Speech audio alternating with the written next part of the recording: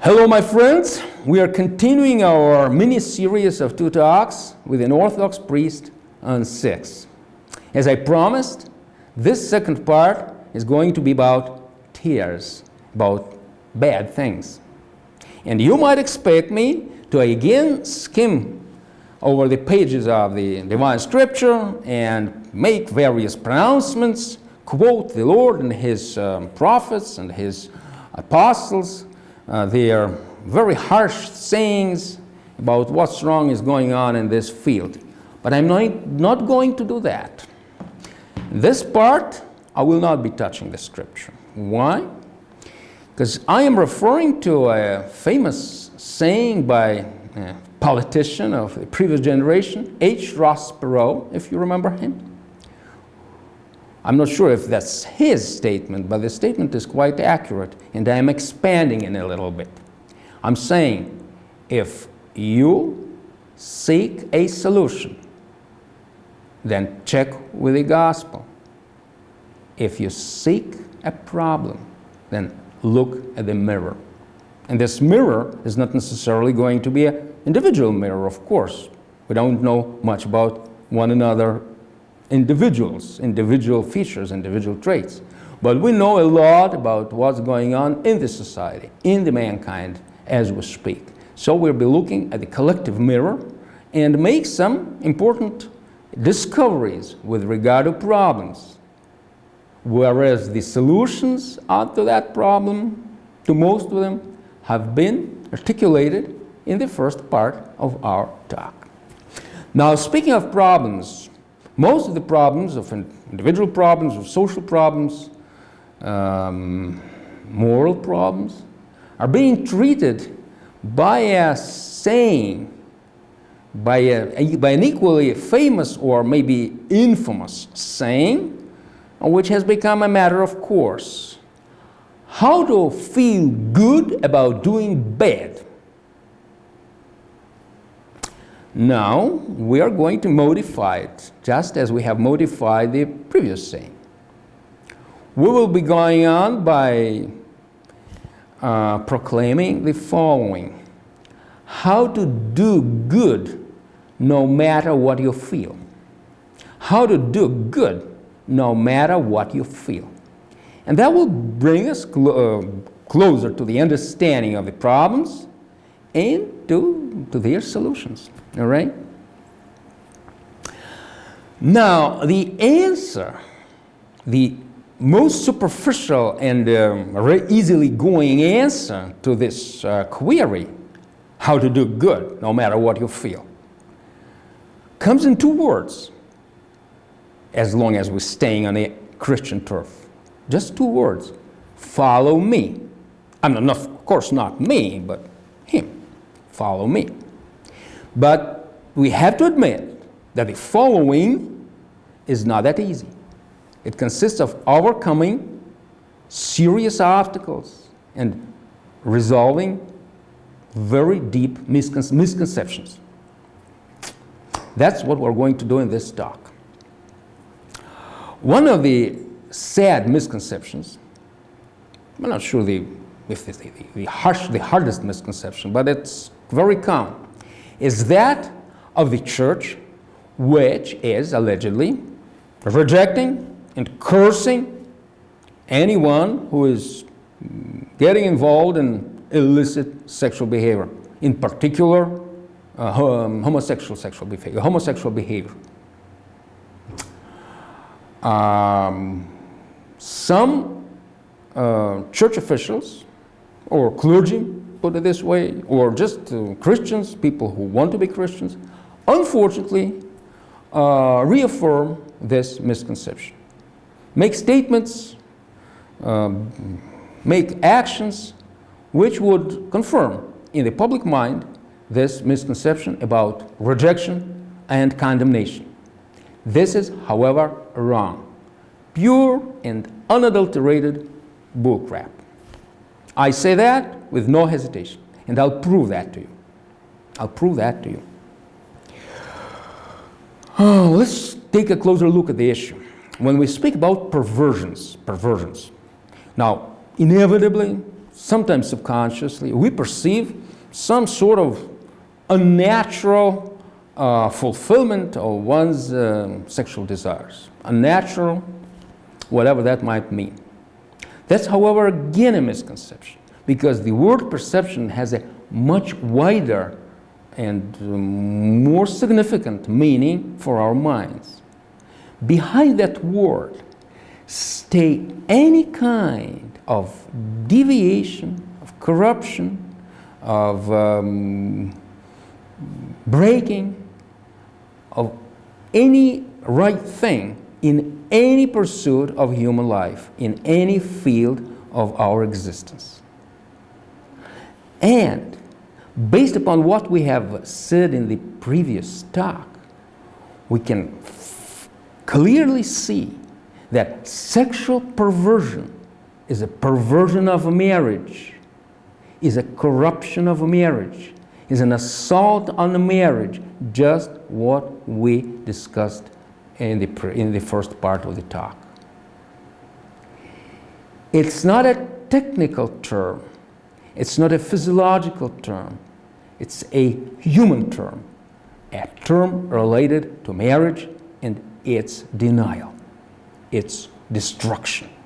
That's what sexual perversion is. And the collateral technology which is used in doing so is of minor importance to our moral standing, to our Christian life. Now, another misconception which we have to overcome is related to feelings. Remember, how to do good no matter what you feel. And it's related to the notion of freedom. Not to go too deeply into formal discourse, we will consider the problem and resolve it definitely based upon 3 simple examples.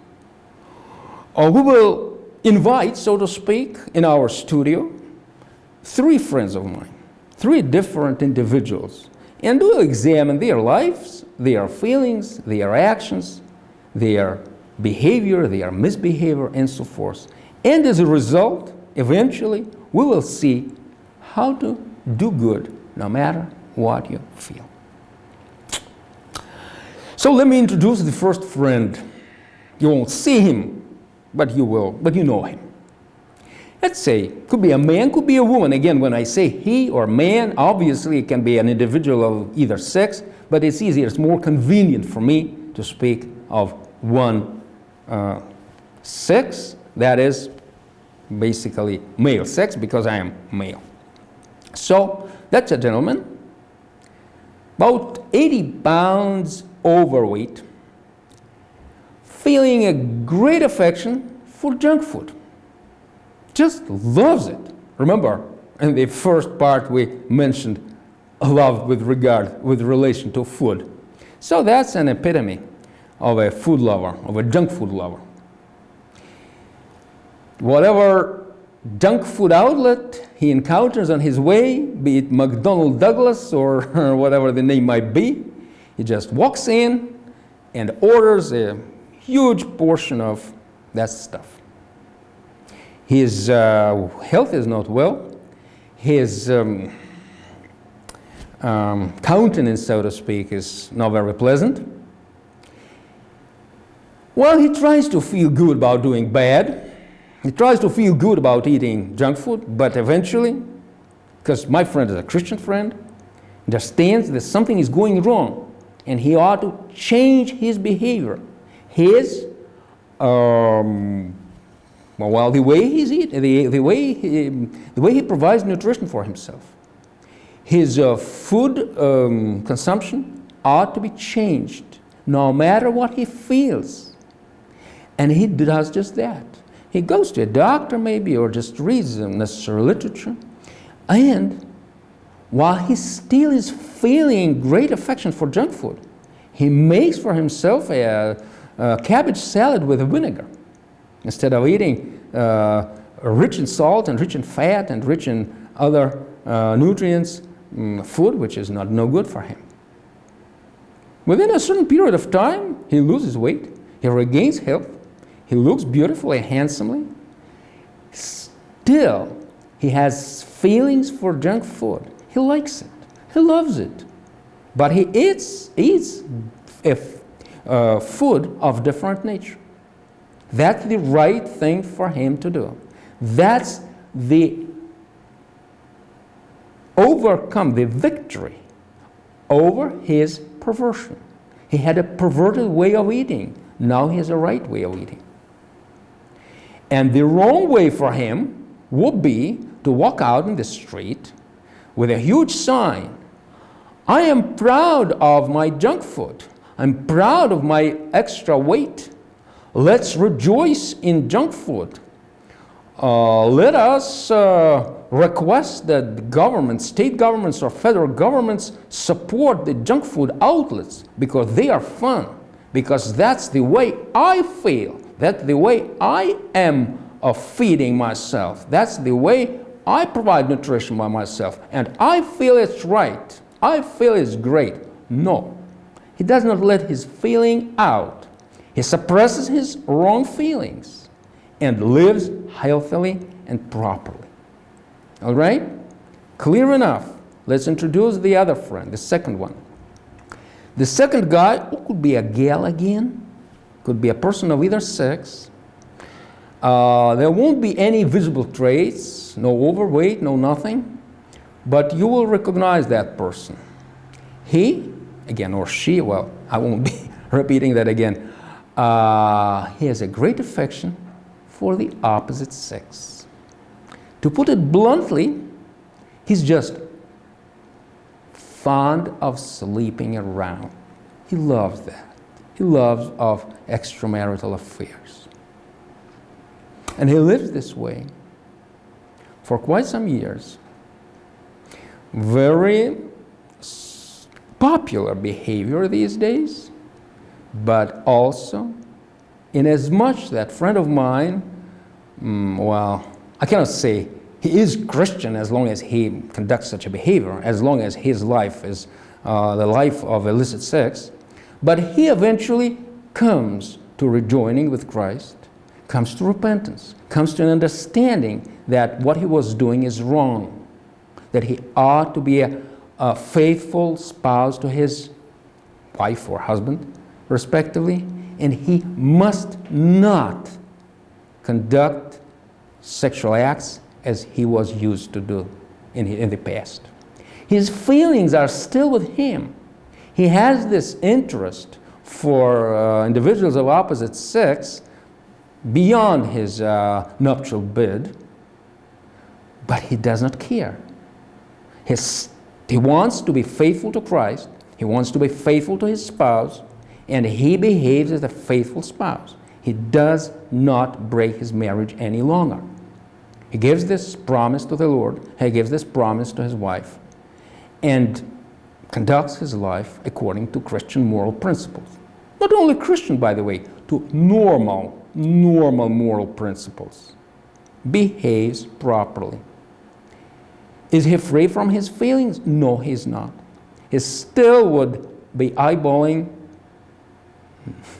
nice women around him, and his wife will be asking him, what's wrong, my friend, my dear, my honey? He says, nothing wrong, no problem.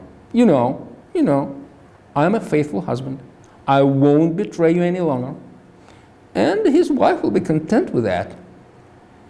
Now, that's the right way for that person to behave. That's the way for him to win over his wrong feelings.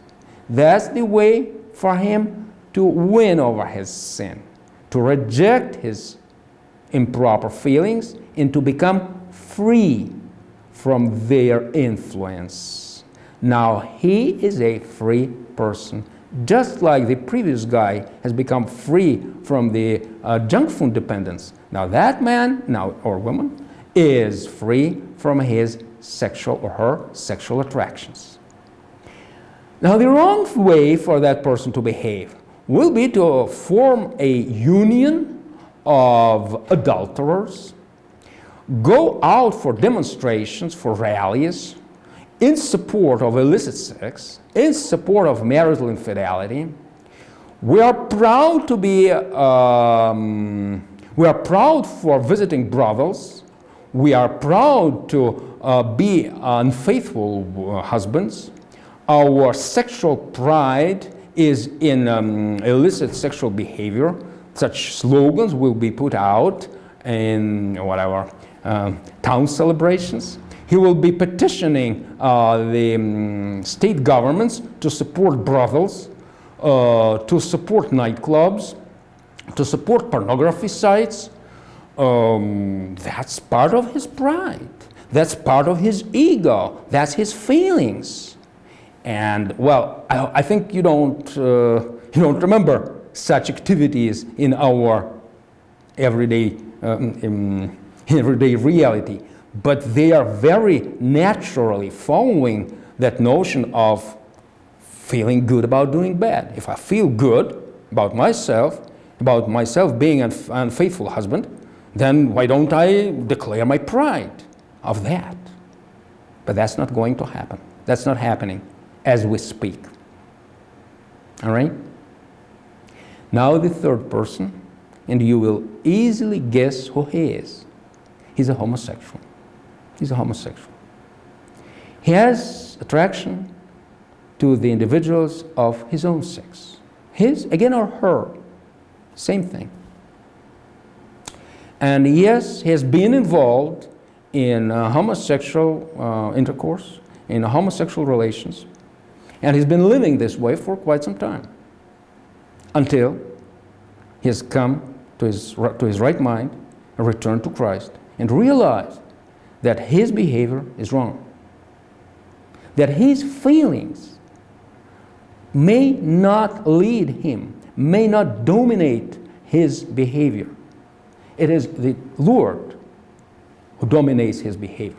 It is the human morality which is to be guidelines for his behavior. Whereas his feelings, just like that of the one who loves junk food, and just like that who loves to be an unfaithful husband, just like that who loves extramarital affairs, all these feelings, including those of a homosexual direction, ought to be resisted and ought to be gotten rid of. Gotten rid of doesn't mean extinguished. Gotten rid of means gaining freedom from their power, becoming free. And our homosexual friend remains emotionally, maybe physiologically, maybe in the same mood. He still feels attraction to individuals of the same sex, but he is not governed, he is not ruled, he is not dominated by his feelings. If, as it usually happens with such individuals, males, by the way, females very easily switch from homosexual inclinations to regular ones, but males usually do not. And there's nothing wrong about that. Not everyone is supposed to get married. I am not married. I am a monk. I am unmarried. You don't ask me what inclinations I feel, but no matter what inclinations are inside myself, I remain a faithful monk of the Christian Church, and I do not do anything unacceptable with this in my status. Much the same way, a person with homosexual inclinations who does not feel like getting married remains unmarried and lives happily and steadily in his Christian surrounding. However, far too many of them do things which we are so familiar with. Proclaim their homosexual pride, proclaim that homosexuality is fun, proclaim that we have to become and remain homosexuals in their behavior, declare certain demands on society, on government, on support on various homosexual events, even on support of homosexual unions to be legitimized. Anyway, promote homosexual behavior instead of returning back to Christian behavior, instead of returning back to freedom from feelings which are no good for any human being, no matter what confession is. So see the way of reasoning. In order to do good, no matter what you feel, you ought to become free. You ought to regain your freedom from the power of feelings. You ought to follow Him. You ought to follow Him. Just what I have said in the beginning of this talk. And it's now time to wind up.